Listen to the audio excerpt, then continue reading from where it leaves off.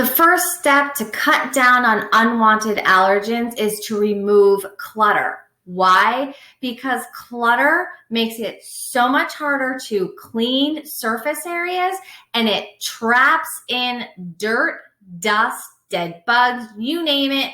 The longer it's been there, the worse it's going to be. So if you suffer from allergies, you're going to want to remove any and all clutter and keep those surfaces clean. Thanks to the global pandemic, we're all a lot more educated about how germs work, and it's really easy in a shared space for germs to get on and cling to surfaces. So those shared surface areas should be cleaned on a regular basis. That means remote controls, any landlines that multiple people use, any and all surfaces that are used and touched often. Doorknobs are especially a great one, so that not only can you keep the dust at bay, but you keep germs away as well. And also keep taking out that garbage and use liners so that it's a lot easier for just to take out the garbage and go.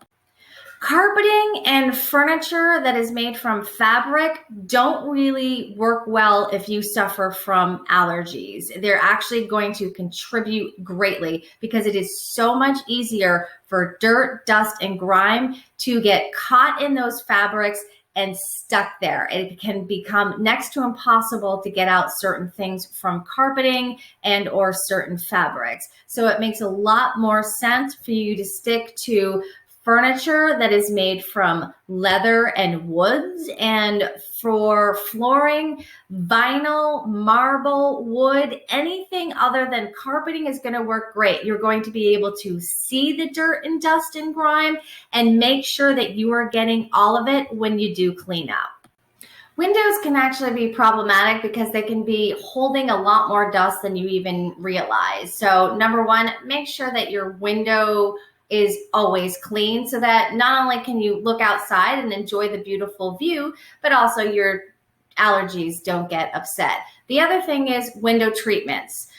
If you do have window treatments like curtains, that's a great way for them to start gathering up a ton of dust. So if you can, wash them on a regular basis to make sure that they are free from dust, or replace them with blinds. And again, you're going to have to dust them on a regular basis. The other thing is that outside allergens can come in, so keep the windows closed on days where allergy pollen is high up.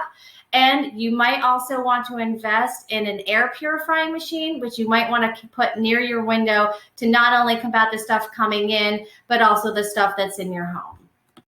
Pets are super cute and make great companions, but if they've got fur, they can contribute greatly to allergens. So here's a couple of ideas if you don't want to get rid of your furry friend.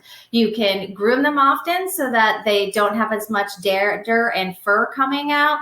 Keep them off of the furniture so that they don't get it all over there, and vacuum, dust, and sweep regularly so that their dander and fur doesn't spread everywhere. If you still have problems, there are medications that are available on the market, or you can choose a pet that doesn't have as many allergen triggers for you.